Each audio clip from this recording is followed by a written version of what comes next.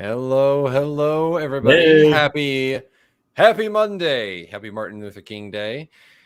I am excited to be here with my fellow author coach, Vincent. We are going to be talking about characters today. And so, just to kind of give a brief recap of everything that we've been going over so far this January, we've been talking about revisions. So, we started in Preptober. We went through Nano. In December, we started doing some developmental edits.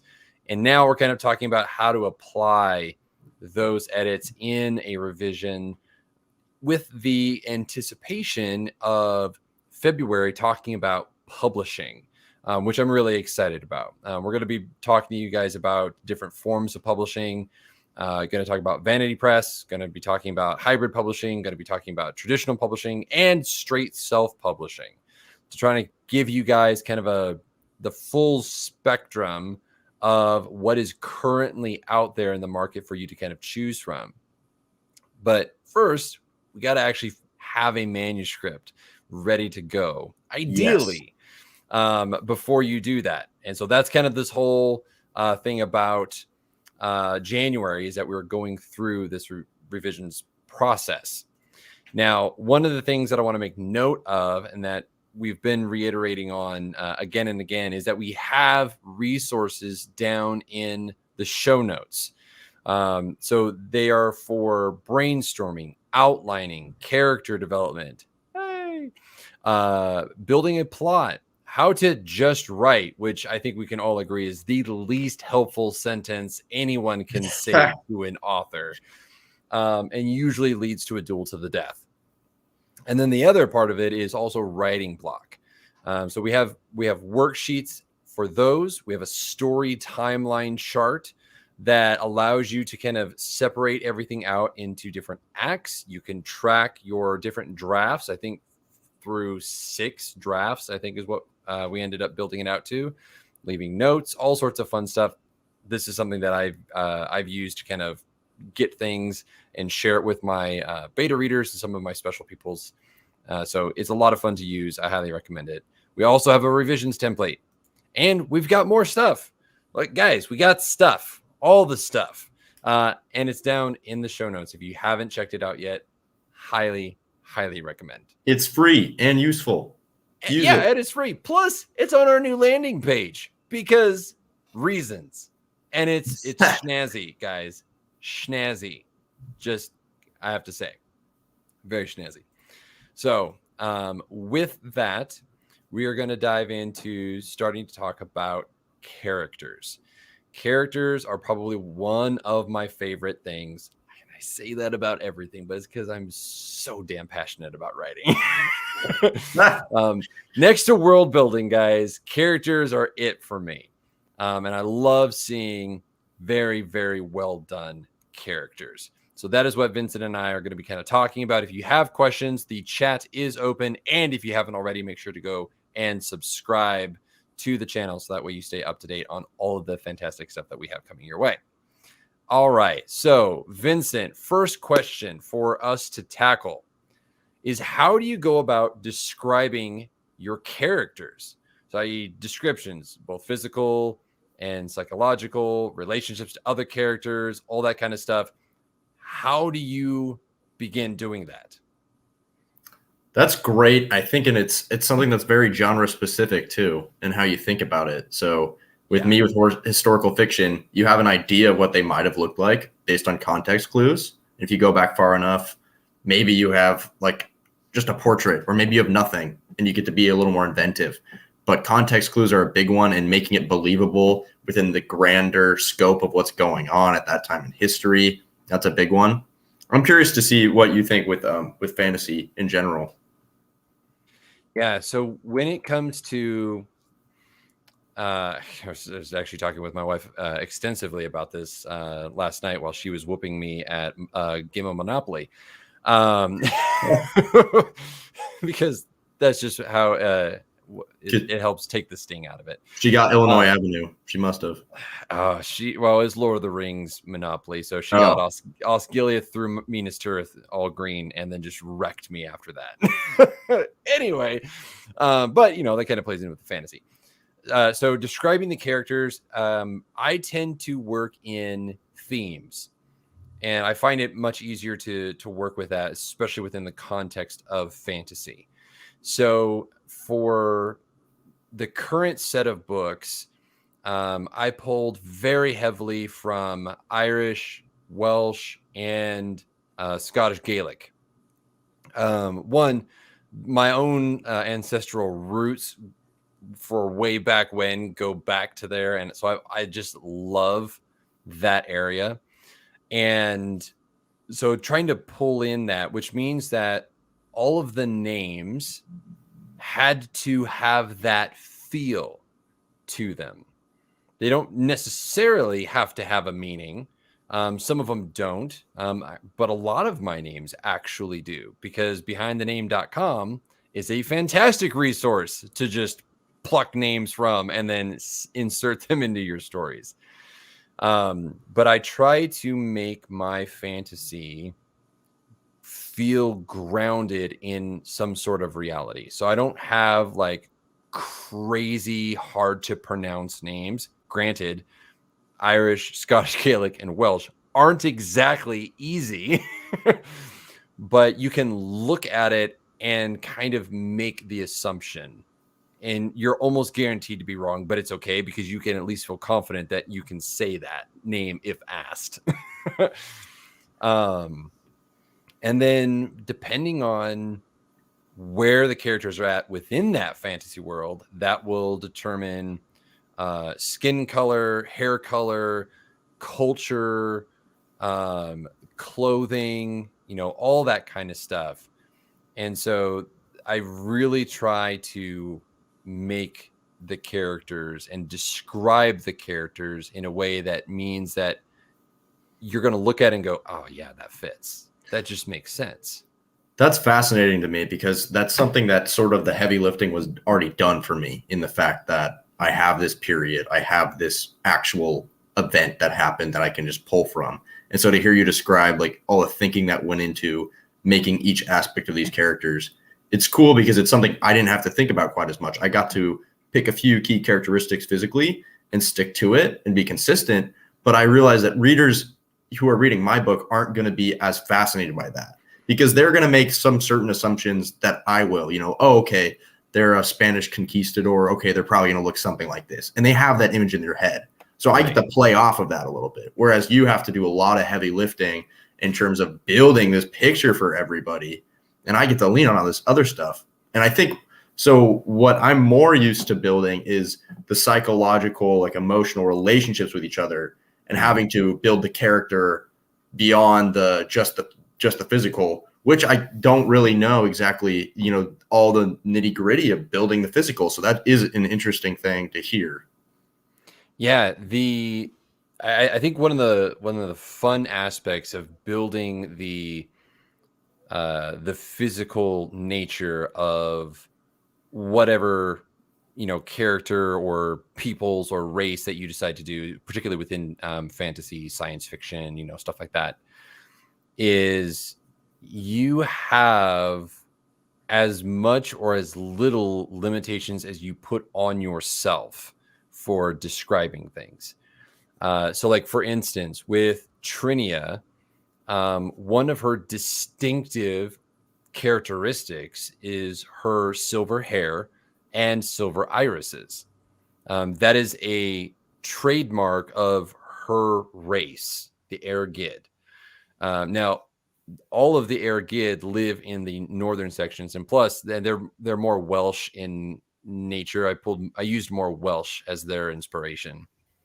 So very pale complexion, versus Batani, who is an Eomliad from the south. She's based more on like the Italian kind of bronze or copper skin tone.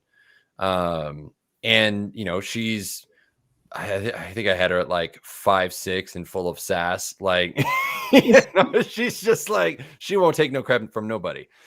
But there are distinctives between some of the races, or some of the more magical races in a broader context.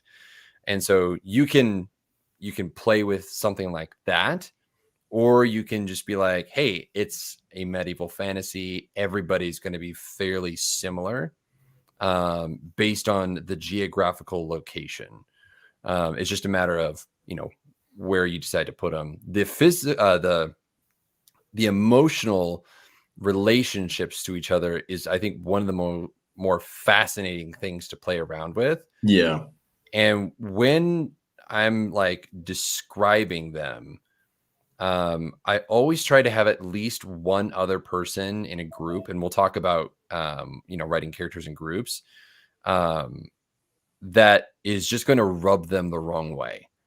Like, they're going to be immediately in conflict with this person. And it makes, because honestly, like, that's group living, right? Oh, yeah. You're not going to like everybody. And even if you do, somebody's going to do something that just grates on you. And so those, I think, are some of the more fun things to explore, when you're trying to describe the characters and working on their mental states, is what are their pet peeves? What drives them nuts? Yeah. A lot of that you'll find through writing. And other times you'll need to kind of sit back and be like, I just need to chew on this character a little bit more until I kind of figure out some of those things. I completely agree with you. That's definitely something I have more experience with and really came to love, is making those fun dynamics out of the situations and building a character that's consistent but can also grow and change in their relationships to the other characters.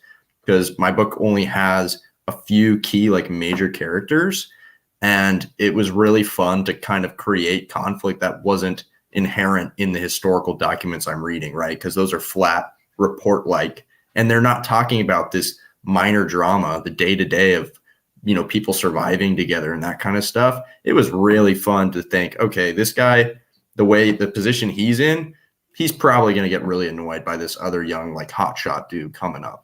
They're going to butt heads. He's going to think, he doesn't know enough, doesn't have enough experience.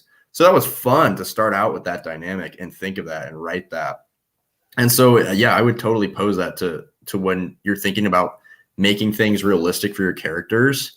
Try not to think so much of your characters as like these icons, regardless of your genre. Like, in history, it's easy to think of people as they were this fixture of this historical period. Or in fantasy, you want your characters to fit some sort of mold. And so, like, you have this icon image, like almost like a superhero or supervillain.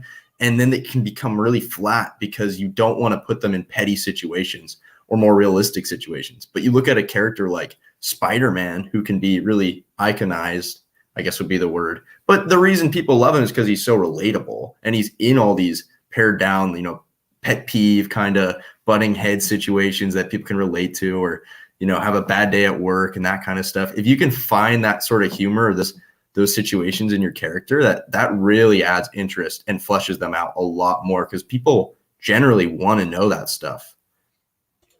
Absolutely. Yeah. Like, with one of my characters, Udar, he's a man of legend. Like, everybody in Wintonaith knows who this dude is, at least conceptually. Yeah. And then when it comes time when they're literally like outnumbered by a band of slavers who have sleeping drugs that they hit them with beforehand, and he's just like, I have to ask for help. And I have to ask Trinia, this 16-year-old girl. And this dude's like 1,800 years old. So, like, salty doesn't quite describe that. And then he's just like, now you know a secret about me. I'm only human. Yeah. So he goes from this icon down to a man. Right. And he's much more relatable in that sense, because he's still a legend, but now you see kind of the flaw in him. Oh, 100%. Yeah, the flaw is so key. I mean, it's kind of basic to say, oh, your character needs to have a good flaw and that kind of stuff. And that's something people hear all the time, but it's so true. And part of showing that isn't necessarily on this big Shakespearean scale all the time. The flaw doesn't necessarily have to be this whole big betrayal that happens in one key moment. It can be a more fleshed out flaw in the same way that you'd find a flaw in somebody that you experience in your daily life, you know?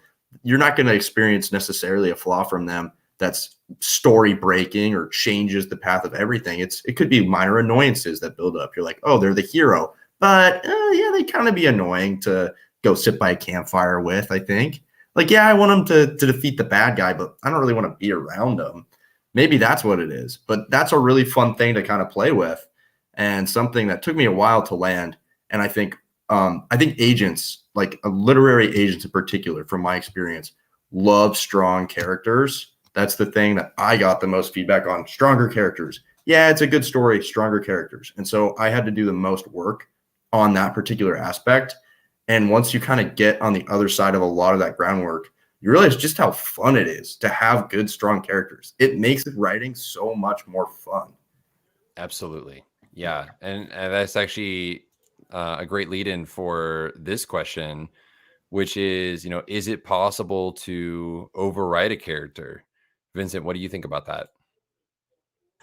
Yeah, that's a really good question because I think it could mean kind of multiple things in that overwrite could be overthinking how do I fit them into a certain mold and making them, too consistent or really tracking every single thing that you're doing with them. And there's a little bit less organic interactions in your writing. So then they sort of come off like, oh, they're going to do that because that's what their motivation is in that scene. And so they need to be doing that. And it leads to this and this and this, and they can become kind of robotic.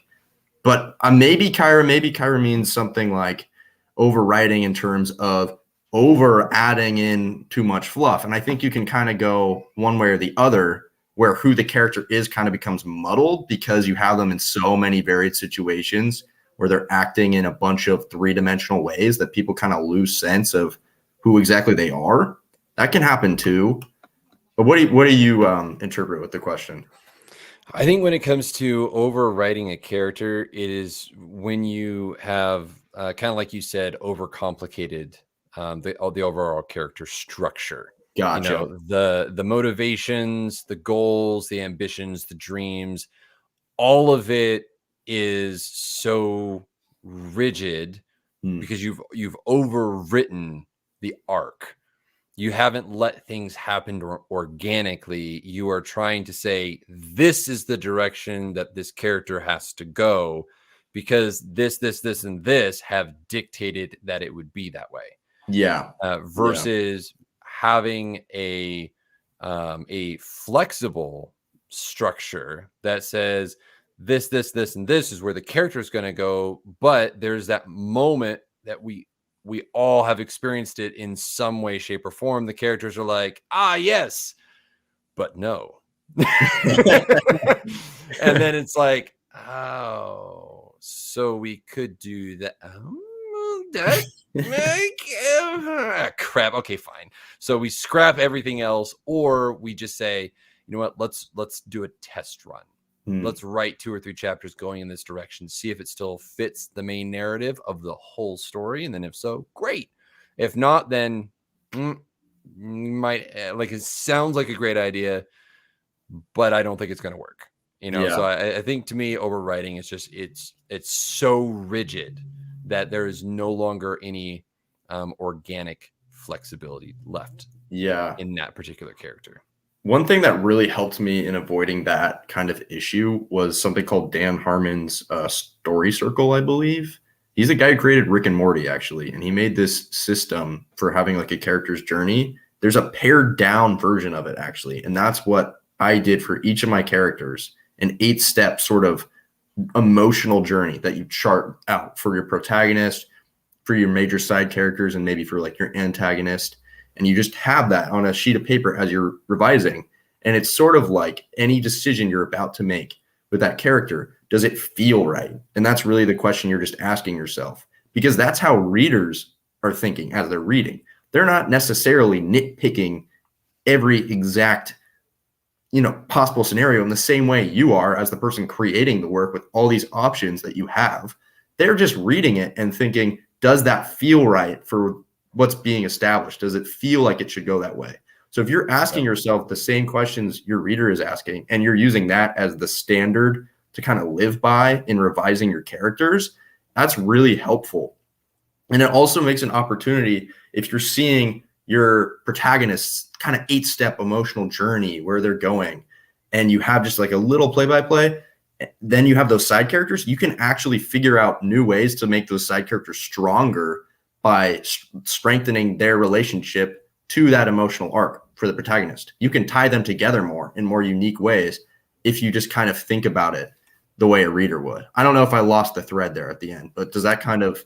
Yeah, no, I love that, because it actually plays into this one is, how do you figure out where they belong in a story? And that, to me, so much of what you were talking about with secondary characters, because this is actually one of the main things that I was talking with my wife about last night, was how I have these secondary characters that cannot become more interesting than the main characters themselves. Right. Otherwise, it creates a whole issue. Now, can I make them more interesting in their own like short stories? Yes. Yeah. That is something that you should absolutely make sure that you leave on the table. But like when it comes to how do you figure out where they belong in the story, for especially let's say secondary characters, how do you typically go about figuring out how they fit in with everything? Yeah, a bit of a spoiler for my book. There's only 4 survivors of this expedition. And so those are the 4 characters I'm focusing on the most, because I know later by the end of the book, it's them. Kind of ride or die, it's these 4 characters. And figuring out a way to mesh all of them together was pretty difficult. And, picking the protagonist out of them was even kind of another difficult task. And on top of that, to add even more challenge, there were multiple perspectives in my books. I swap perspectives chapter by chapter, and it's usually those 4, but sometimes there are other, it gets messy. And so how I figured it out was really just that emotional core. It's like, okay, even if this chapter is in, say, character number 3, the third most important character's point of view, and it's mostly about them, how does it service the main character's arc and keep the reader interested in that main thread? And if it's doing that successfully, then that is worth it. I always I think if you keep that as the primary standard of what to keep and cut and how to write a side character, is keeping it in service of the main character. That's really important. And I would say, probably one of my weaknesses was there are maybe 2 or 3 chapters in my book where maybe they weren't doing that as well. Like maybe the chapters were just, here's this really interesting thing with this side character. I had to keep it in because I was interested in writing it. I felt good about writing it. But you get beta readers and people saying, oh, I really like that. I wish you had more in the book about that. And as an author, that kind of stings a little bit because you're like, no, I distracted from my own story with something that was good and flashy and totally worth having and reading. And maybe it kind of works, but you detracted your reader's interest in the overall story in some way, which that's in some ways a mistake. So that's really tough to find that balance. Yeah, it is. It is so freaking hard. And especially as we are going to transition here pretty quick into the, how do you work with a big cast? That pertains so much to that one in particular.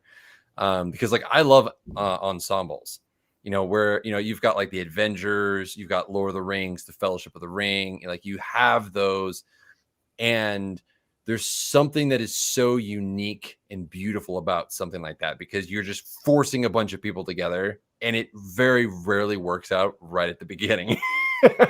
And so they have to work at it. So that it forces character growth, which is what I love to write and love to see and love to read.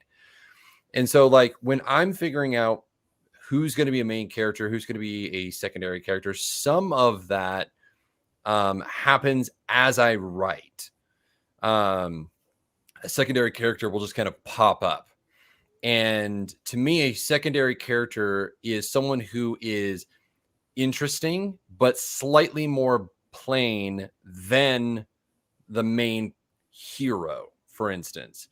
Like Batani is, she's a shapeshifter, she's sassy, and she's a good friend to Trinia.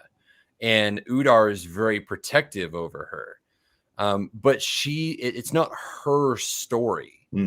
But she's just kind of along for the ride because she wanted to get out of where she was. And so she joins with everybody. And so she just kind of becomes part of the group. Mandar, the talking wolf, the fan favorite outside of the small bean Jaden, he's just the broest of bros. And you just love to have him there because he has that deep, abiding friendship with Udar. So he's constantly poking the big red button, seeing when Udar will just go.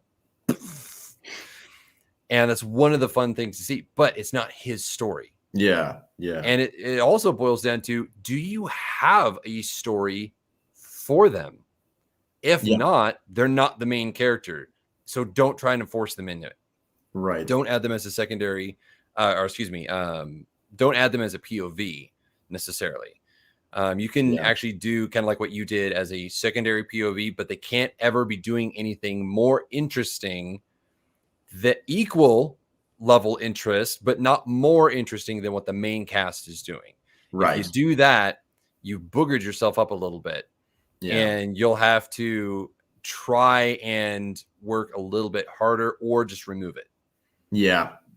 That's so tough too, because as you're talking about Lord of the Rings and these things, I'm thinking of specific moments where it's like, oh, in Return of the King, Pippin's off on his own in the castle for a while, and it feels like that's not really related.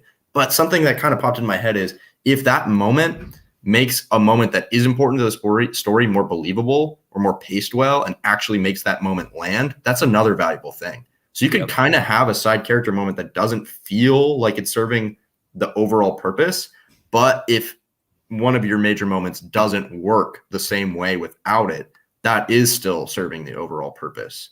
Absolutely. And so maybe that chapter that I was talking about for myself, maybe I'm thinking, okay, maybe I'm being a little too harsh on myself because certain moments in my main story might not have landed as well without that chapter to back it up. Right. So and that is still valuable. One of the big things is that if you can showcase it and then tie it in at a later point, and then all of a sudden for the reader, they're like, oh, that was that thing. Yeah. Readers love that. Readers drool over stuff like that. So I absolutely recommend that if you're able to do that. Just make sure that you do it well and that it fits. Yeah. Kyra had another great question before we jump onto the ensemble. Is there ever a point when a character starts yelling at you so much that you ultimately go, fine, I guess you become a main character? Yes, I can answer that definitively, Kyra. Book 2, as a matter of fact, was supposed to be Branwen, who is from book 1 of The City of Stone and Stars, my first book.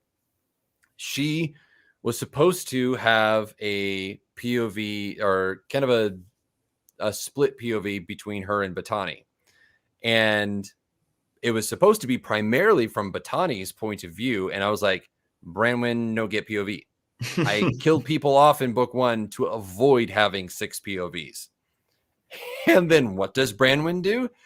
She shows up with her entire life backstory and is like, you're going to need that for later. And I'm like, no. That's not how this game works. Like, you don't get to do that. And she's like, you're going to need that for later. And I'm like, so yes, I can affirm this. Yeah, I love that. The same thing happened to me because there was a character I really didn't want to put in my book because it would be too much.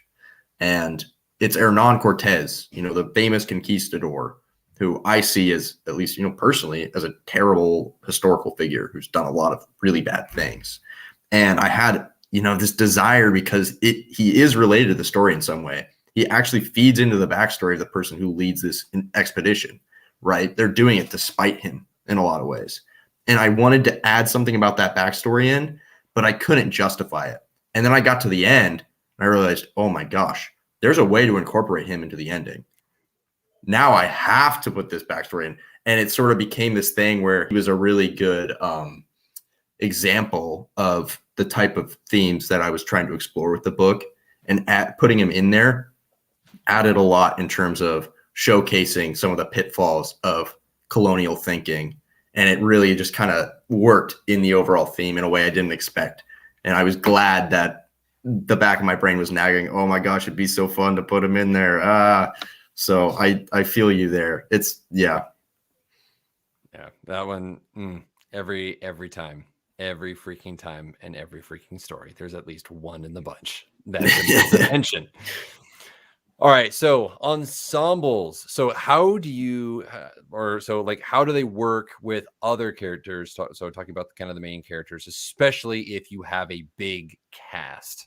So Vincent, you mentioned doing multiple POVs. How many people in the story start out, and then how was kind of writing that ensemble?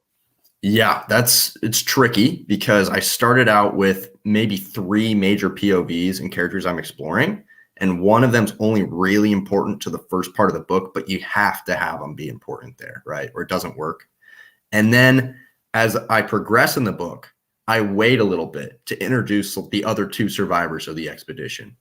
And I have them in the first part of the book, but they're really side characters, very secondary. And then they become more and more important as things progress. And I think that made things not so overwhelming at the beginning, I would hope. So that was really important to me to layer when I brought people in and time it right. As one big figure left the scene, then I could bring in the other 2. And if I paced it well and had things not get too muddled, then it can kind of weave together and fit the overall plot, just the order of events happening, and have that make sense, which is a whole thing and a half in itself.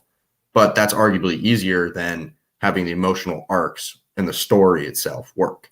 So if it was working with those 2 and they weren't making the ensemble too big, then I could weave them in and have them serve some sort of purpose.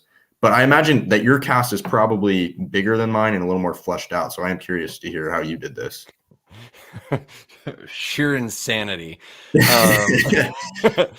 So I have a fairly large cast of characters, but in addition to that, I had a large cast of POVs as well. Mm-hmm. So we have POVs from Trinia, we have POVs from Udar, Jaden,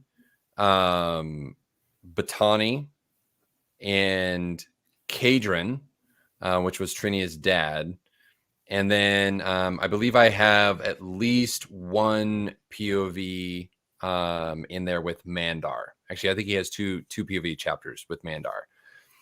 So 6 POVs that show up in the book, tackling a variety of different. There's so much happening that I couldn't keep it to just the group because there are larger things at play. I actually cut out the 7th POV, which was Ulcia, the Queen of the Banshees. I cut out her POV because it was just simply too much to try and fit into 80,000 words. Yeah. And so the way that I try and balance it is that if I'm going to have a secondary character like Kadrin, Batani, or Mandar show up with a chapter, it has to play off of, I shouldn't say has to. I try to have it play off of events that are taking place with the main cast that have relevancy to what is happening. Because if you're showing too much that is like completely irrelevant, it's like, why do I care if someone's taking a bath right now? Like, yeah. Right.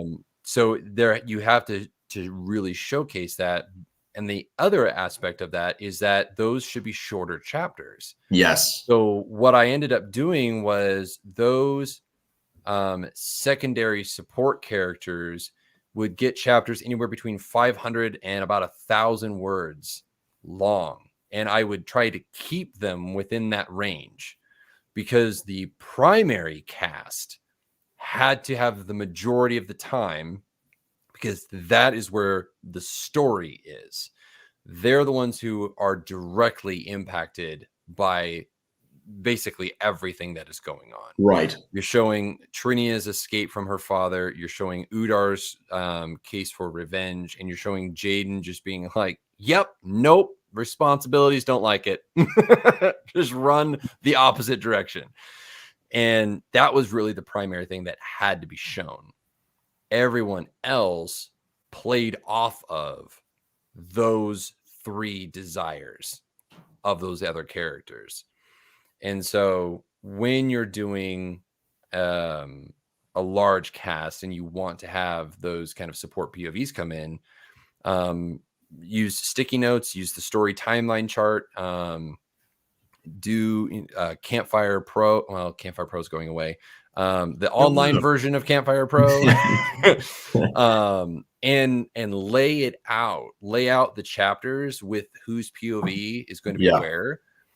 And that's how I build my books, is that I lay it out and I space it to see, it's like, okay, rather than having like 10 chapters of one character, then 10 chapters of another character, I'm like, okay, I need to do 3 chapters with Trinia, 2 chapters with Jaden, 1 chapter with Batani and Branwyn, or Batani and Udar. And then I need to spread that out a couple more times because it all has to fit the pacing. Yeah. And so it gets much more complicated. Because you have to pace things out every few chapters in order for it to stay consistent and make sense.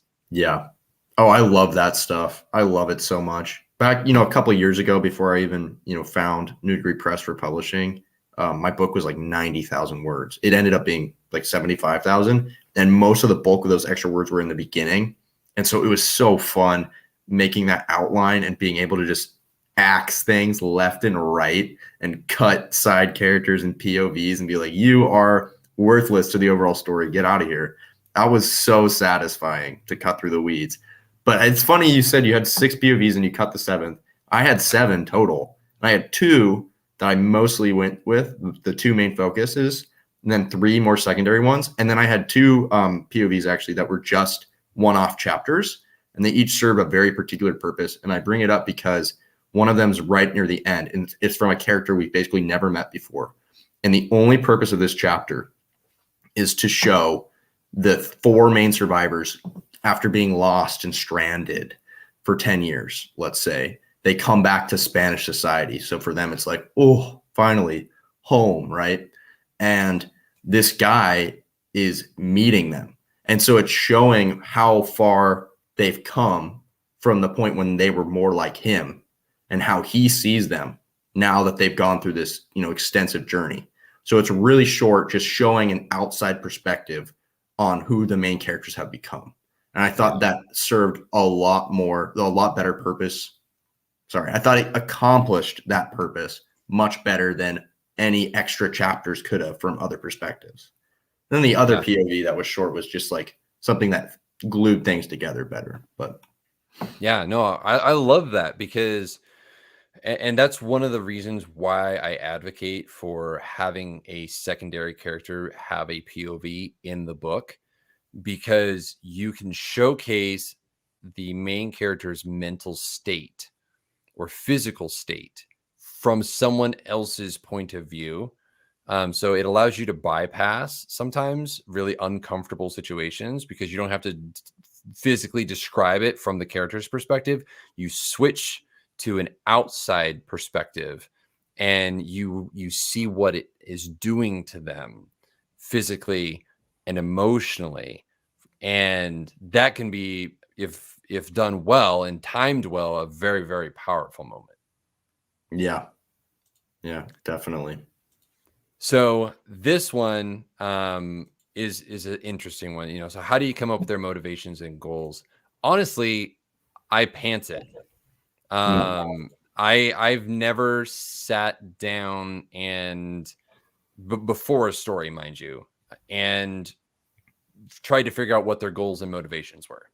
When I started writing The City of Snow and Stars, and Trinia, literally, I was just like, Trinia ran as fast as her legs could take her down the streets of the city towards the gate. That was the opening line, I think, of like my first draft. I had no idea what she was running from other than it was really, really bad. Because if she's anything like me, she's either being chased by a bear or something really, really bad happened, because that's the only reason she's going to run. Because I'm not going to run unless something's chasing me. And Right. so I didn't have any of that planned out. And it really wasn't until later that I was like, okay, she's trying to get away from her dad. Why? Well, he's a jerk and incredibly abusive. What else is she escaping? What is now her motivation? What is she going to do by running away? I think first was she was going to try and find Green Cloak. Well, then that didn't make sense in the second draft. So she was going to go to her enemies that helped destroy her entire empire, or well, her people's empire, and which had this whole really weird dynamic to it. I'm like, that's super interesting. Going to your enemies to fight your dad, who is going to go on a genocidal rampage. Like, yeah, I mean, better options are out there, but we work with what we have. And for Udar, like, his story changed and developed, and his became more about getting revenge because of how things interplay with him and Trinia. Jaden's, his whole motivations and goals changed from draft 2 to the draft 3. But I've never really kind of sat down and come up with it. To me, the characters are going to tell me what those motivations are as I write. Yeah. I definitely see that, because I wrote it the same way starting out. I didn't like chart out their character arcs at all, which in a lot of ways was a mistake, because I was very young when I started my book and I was just going for it. And so many drafts, so many, too many. So glad I'm not in that spot anymore. But yes, I think there's a lot of value in finding out the motivations and goals for the revisions process, which is so nice because you have this whole first draft you finish. And whether you've done the outlining or not, either way, it's okay, because now you get to look back at the book and look at the events that happened and what you've organically made your characters do. Because there are reasons behind, why you had your characters do these things. When you're revising, it's now time to get a little more technical and dig into, okay, so what were those reasons? Yeah. I knew them in my soul as I was writing the book. Which ones don't make sense? Which things were I off about, basically? And how do I fit this into something that makes sense? And how do I figure out exactly what that is and, give a word to it? And so that was really helpful for me to think about, because my characters became so much stronger then. And the motivations can be really, really simple. And I think usually the best ones are. The most relatable ones are. John Wick, why is that such a successful movie? It's his dog died. He wants revenge. That's pure. That's like really raw. And the only reason that movie lands so well is because people are like, yeah, that's a really clear motivation and goal. And the whole story is about fulfilling that. That's a very successful way of charting it out. So going back with your major characters and being like, okay, Alvar Nunez, this historical figure who did all these things. I had a lot of the events and things basically written for me because history happened, right?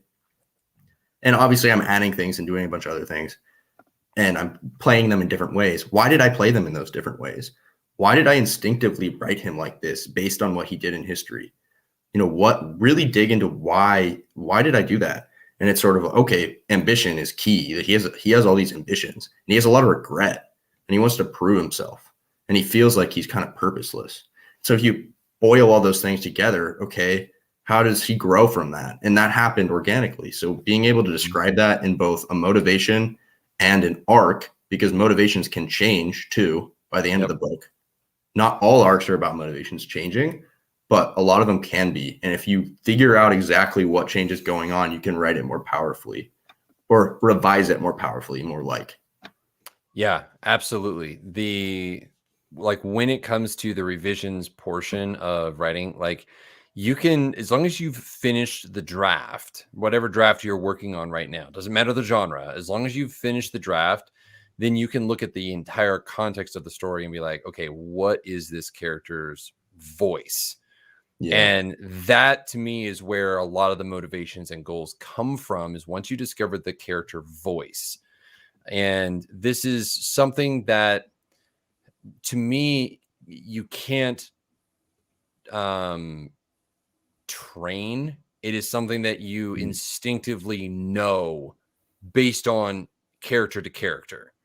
Like I'm not going to be able to tell you, here's how to write the perfect character voice every single time. Yeah. I wish I could, but it is so character specific, and that can change from book to book. There should be nuances, and there should be things that showcase the change and the transition of voice. And that's usually in the form of growth. Like as the character grows or matures, you see how they talk, their voice change. And with that change tends to come a change in motivation or a change in goals. So, for Jaden, for instance, he starts off, his goal and singular motivation is to get away from everything.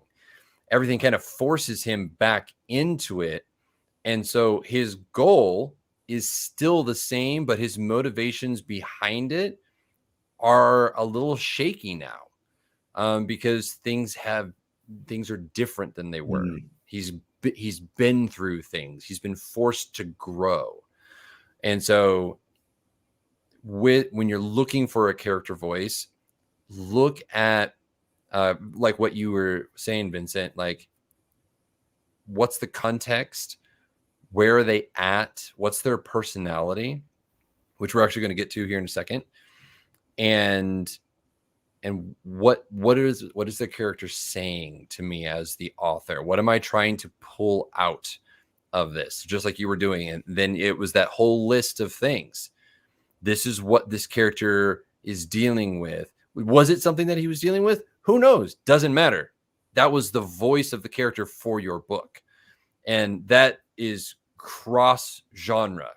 Doesn't matter what it is, as long as you can get that character voice and you follow it. That's the most important part. Don't be like, don't like it, because your character will be weaker.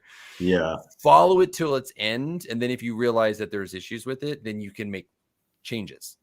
But don't just outright say, I'm not going to do that, because it's too hard. It might be hard. You might have to struggle with some things with the character, but ultimately it will make for a better story if you do. Definitely. Which brings me to, how do you write a character with a complex personality? This is probably my favorite question, because it plays into writing interesting and relatable characters. This is my singular goal with my characters, is to write characters that are interesting and relatable. And if you want to write a character with a complex personality, treat them like a human being. Like, my wife thinks that I'm nuts because I talk to the voices in my head. I mean, we as authors, we all understand this. Everybody else, we're nuts, but amongst authors, we're like, but that is seriously one of the things, is that just look at how complex humans are, and extrapolate from that. I mean, it's not like you have a lack of resources. There's like 8 billion people on the planet. Like, pick one or two, maybe. But when you do that, when you look at this person, you're like, well, what would a human being with magical abilities be thinking and feeling in this moment? Do we know what that is, what that feels like? No, not really. So you make it up, but you ground it in a reality of, they have just as much complex thinking as I do. So dig into it. Dig into the psychological layers of this character and build out a personality for them, like, as you go. Actually, Kyra has a good point. It's like, is it worth taking the personality quizzes from your character's perspectives? That's a good question. Personally, I don't, because I'm not my character. And as much as I think I know what they would choose, I pretend like I don't. Because to me, it's far more interesting to get to know them as I write them than for something to tell me this is what their personality is. Yeah. You know, like Yeah. Myers-Briggs, you know, or you know, their Enneagram or whatever, like Hmm. that immediately puts the character into a box. And I don't like working with boxes. I like working outside of them.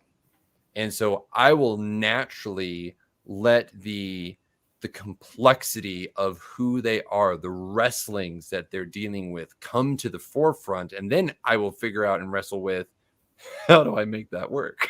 Because Yeah. I don't know, because they're human beings and they're Yeah. complex. I don't know how to make it work. Sometimes it doesn't work.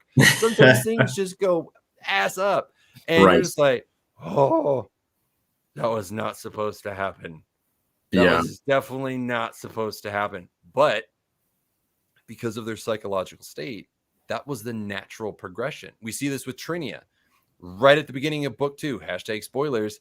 She just goes,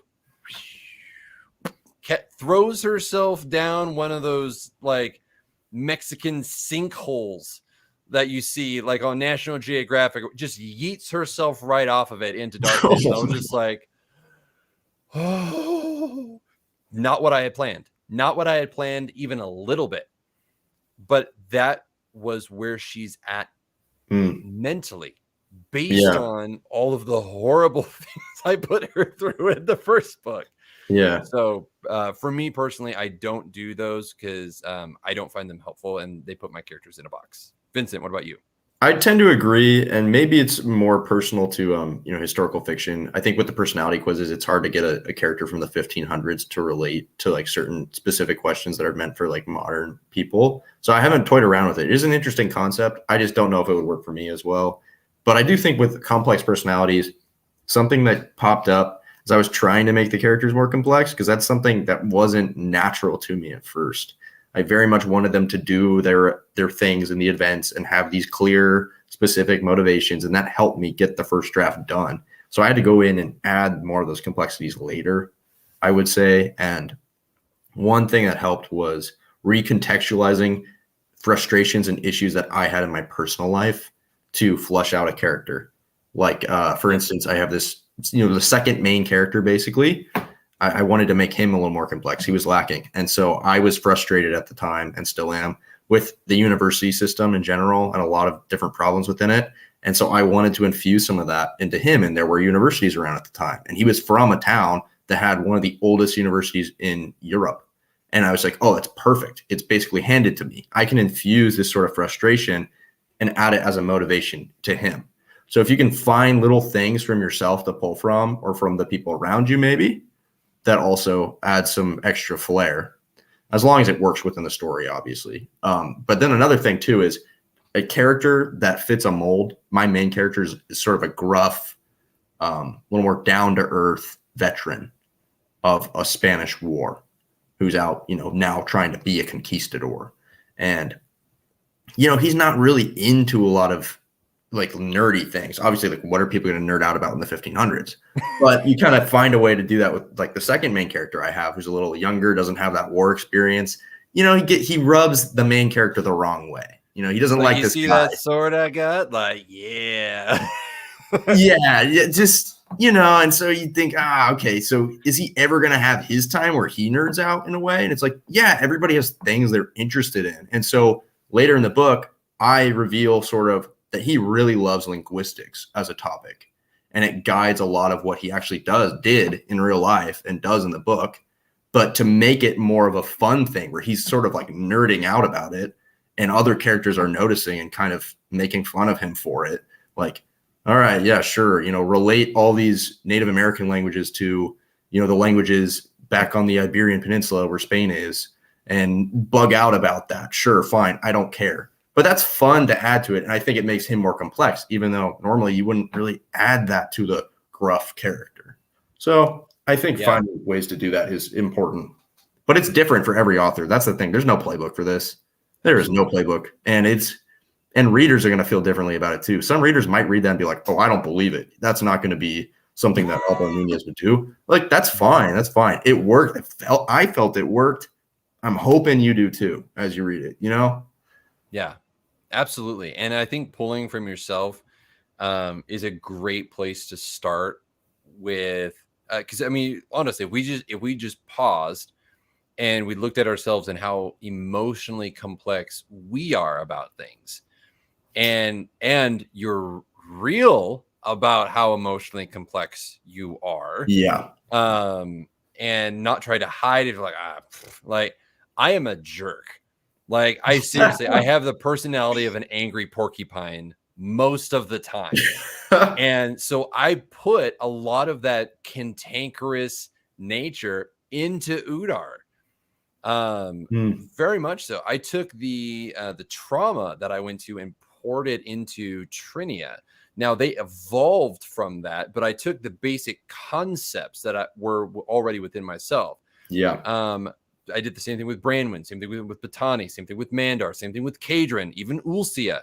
I poured the darkest parts of myself into these characters. And so they're just as flawed as I am, and they're just as complex as I am in their own unique ways, because they each grew into their own voice, as we talked about earlier. Yeah. So starting with yourself is always a great place, and just being real and be like, here's the deepest, darkest parts of me. I'm going to put it into a character. Is anybody else going to know that? Probably not. They might now, like, because I've put it out there. But that's one of the things. It's like, it's not a full self insert, because you're only taking a aspect of who you are and then just granting it to a character for the sake of the story. Yeah. Oh, that's beautiful stuff, really, because the types of reasons that people even write fiction in the first place, or that you're even feeling like you want to write a story and you actually stick with it and write it. That's a very strong emotional attachment to certain aspects of that story. And when you're infusing more of yourself in these kinds of ways into characters that make sense and fit the story, then all you're doing is bringing out more of why you connected with this story. And it makes the book more powerful because it's more specific to you and you're the one writing it. So that's only going to land better. And so when people give that advice, write what you know, I think most people always take it in the way it's like, oh, okay, I'm going to write a story about the stuff I'm doing. Well, sometimes that's boring. Frankly, if I wrote that about my life, it'd be kind of boring. It'd be pretty boring. So if I can infuse that kind of advice, though, in the way that's more emotionally,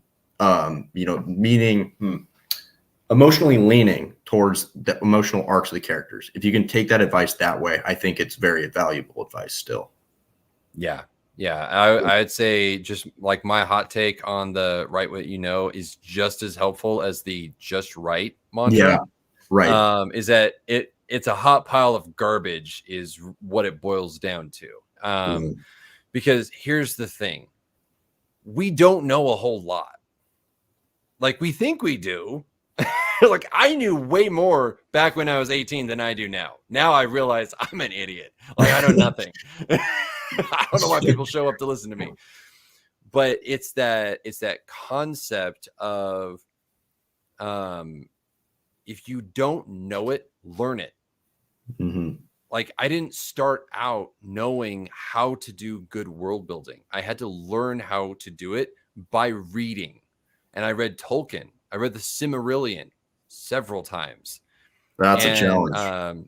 Doing map making, doing technical stuff. Like, I didn't know how to do any of this, so I learned, and I can apply it.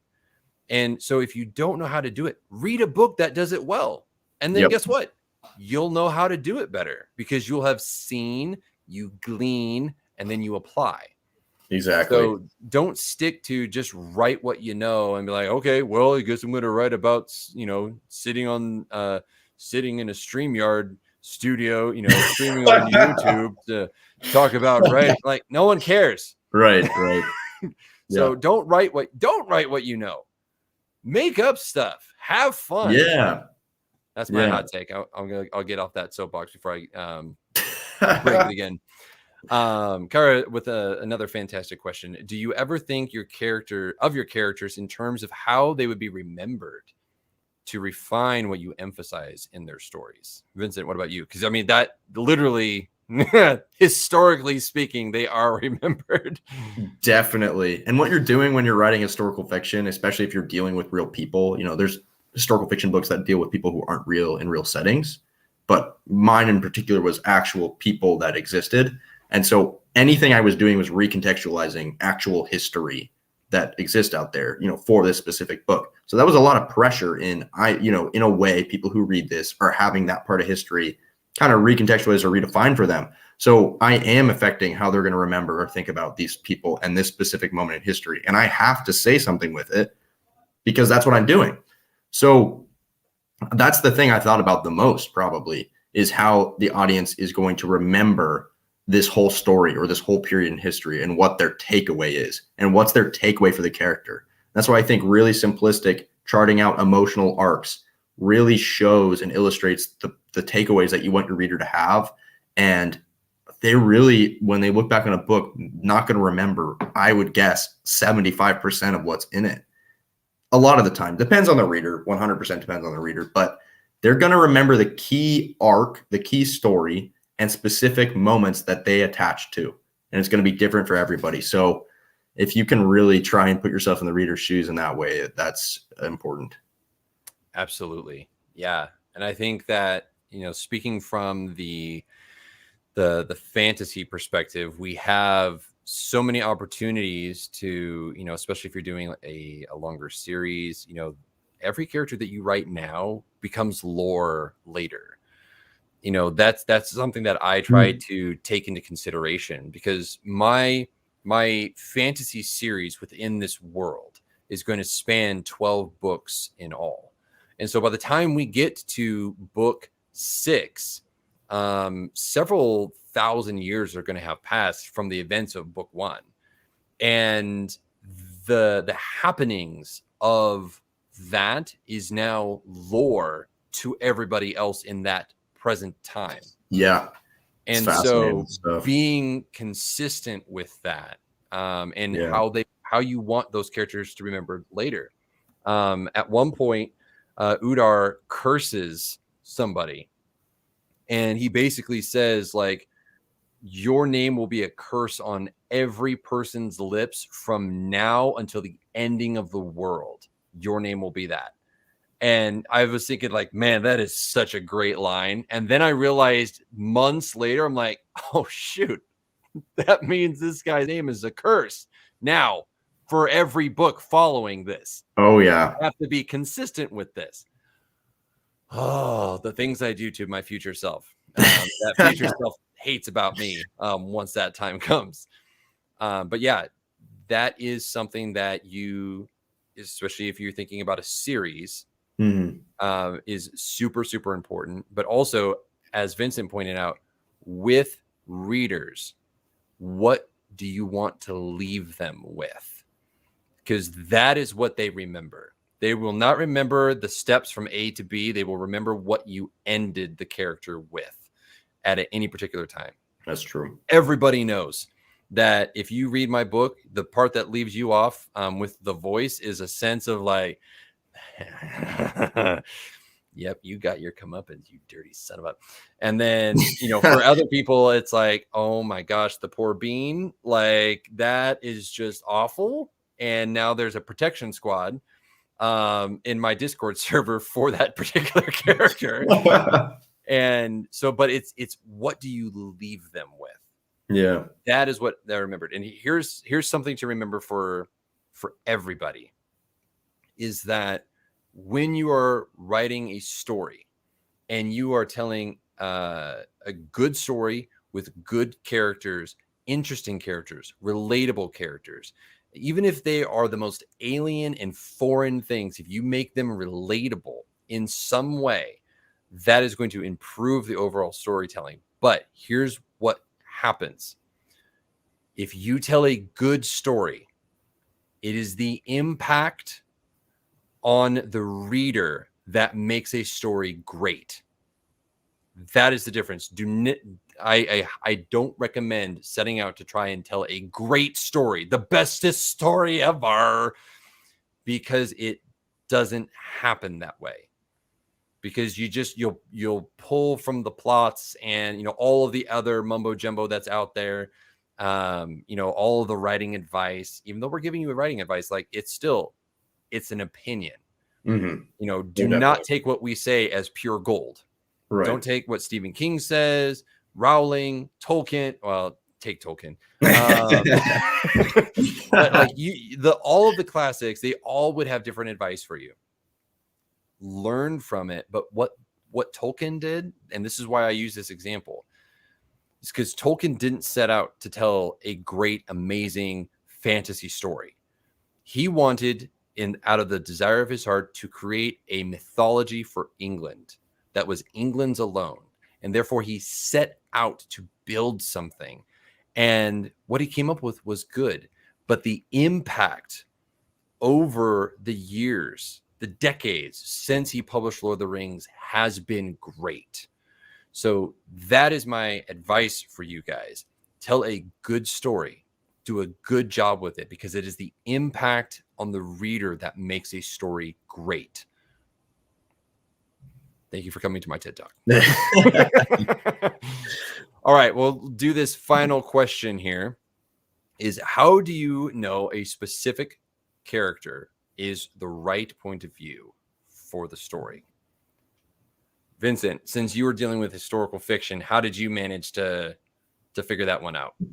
Yeah, as time went on and I got further along in the writing process, I realized serving the theme and the story and the character arcs was key, as we've said before, you know, multiple times during this live stream.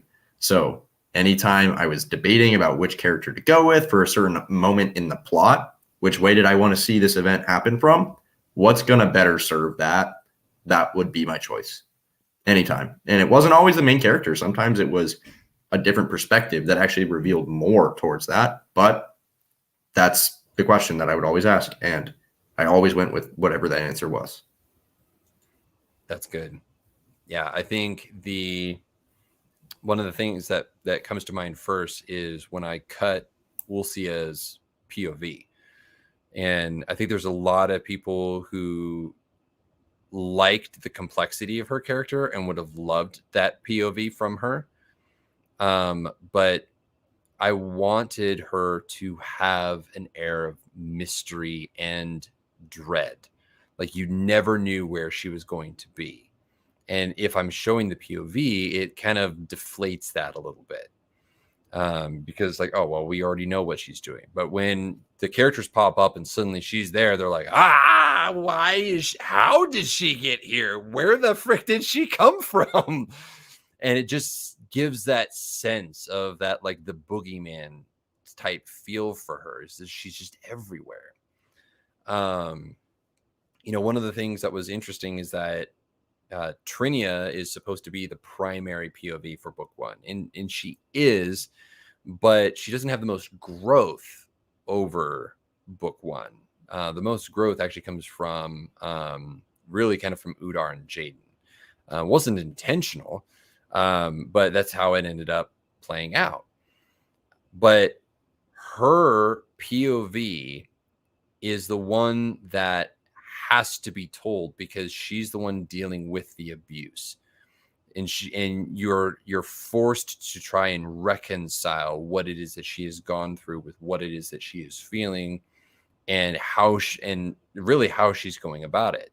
And that is one of the central points of The City of Snow and Stars in particular, is addressing the topic of abuse.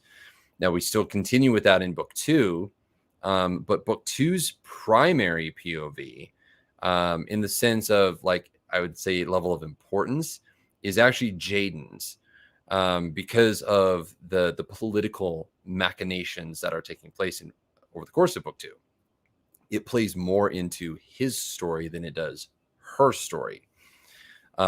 So you have to definitely take into consideration, like, whose POV is going to be best for a particular story, if you're limiting it to just one or two POVs. If you're doing an ensemble, then it's who are the primary POVs, and then who are the secondary POVs. Because there are some where you just have one POV and then that's it, and nothing wrong with that. There's some where you only have two. Sometimes it'll be three because you got some sort of weird YA love triangle going on. And then other times it's that big space opera, fantasy, epic fantasy feel where there's that ensemble and it's, multiple layers. So it really just kind of depends on, I would say probably once you're done with the first draft, you're going to have a much better understanding of what that is. And so like, as you then look forward as you move through the revisions process of going, okay, is this the right POV for this book? Or is one of the other characters actually stronger? Would it make more sense? And this person is a secondary POV. Sometimes that happens. And sometimes it's going to mean a major rewrite. Don't slack on that. I understand that it'll be very, very hard to go back and rewrite it. Right. I rewrote 99% of my book because I was lacking the world building, and it made it better. It was worth the pain and suffering and the mental angst to do that versus putting out something that I was not going to be happy with in the long run because I didn't do it. And ultimately that readers wouldn't be happy with in the long run because I hadn't done it justice by choosing the right POV, the right world, the right settings, all of that. So especially during the revisions process, you have to be so careful to, at least I shouldn't say careful. You have to pay attention. Yeah. And you have to be very intentional about it. Right. I relate it to John Williams. He's really praised for, he has these beautiful fanfares and, obviously great musical ideas, but he knows when to leave things silent and leave things out to let the scene speak for itself. Yeah. So you got to know when to hold them and know when to fold them, basically. And now I got that song stuck in my head. Thanks a lot, Vincent. You're welcome. All right. Any final thoughts as we now wrap up the talks of character arcs and revision and for all of this words? What are your final thoughts? I would say really savor this part of the process because it's grueling and there's a lot to it. But if you're really digging into it, it's a lot of fun. I had so much fun building up the characters. And I think if you learn to have, if you take some value away from the work you're doing with it, it'll be really rewarding and just tons of fun. Yeah, I agree. I think that my final thought for you guys is that with your characters, treat them like a complex human being. And here's probably one of the biggest things is that you're probably going to disagree with your characters on things. Like, I know that may sound silly, but they are going to have their own sets of belief systems. And this is one of the reasons why I like to let it happen organically, is that there are characters that I am completely opposed to. And the interesting part is that as I took a part of myself, put it in there, and then I took it to an extreme, and I watched how it played out, and I'm like, wow, like that's where I could go if I let myself go that way. Yeah. But don't be afraid to have a differing opinion in your book. As a Christian fantasy writer, most people come to my book with the idea that I'm going to be shoving something down their throat, because historically that is what has happened with the genre. And they've been pleasantly surprised when I have characters that aren't Christian. Even the characters that are the Christian equivalent within the world, they drink, they smoke, and they swear because they're not perfect. And that's the thing, is that no one is perfect within this world, even the Christians. I'm not perfect. I have times, again, personality of an angry porcupine. It comes through sometimes. My tolerance level for stupid is incredibly low, and that tends to bring out a very nasty side of myself. And so, like, have it be complex. Don't be afraid to disagree with your characters. Don't be afraid to put a different belief system in your world, knowing that, like, yeah, I don't agree with it. Advocate against that, but do it proportionally. You know, like this is the type of thing that I try to encourage people with. Write something that feels real. That it is, as soon as your reader steps into the pages, they immediately feel grounded in that this is a real world, because not everybody agrees. There's conflicting stories, there's conflicting personalities, there's conflicting worldviews, but you explore the world with the reader and it just pulls them in a different way. And to me, that's one of the greatest gifts that we have as authors, is that we literally get to share worlds with people. And I think that is the coolest thing. So don't be afraid to do that as you're going through and you're writing. And don't feel like you're incapable of doing it, because you are. Full disclosure, you may not be the author that you need to be yet to write that book, whatever that book is for you. That book for me is what became trilogy 3 of my series. I was not the author I needed to be in order to write that. Am I there now? No, I am not. I'm still several years out from writing that. I'll be the author I need to be when I get to writing those books. Mm-hmm. That I know for sure, because I am learning as I go and I'm improving as I go.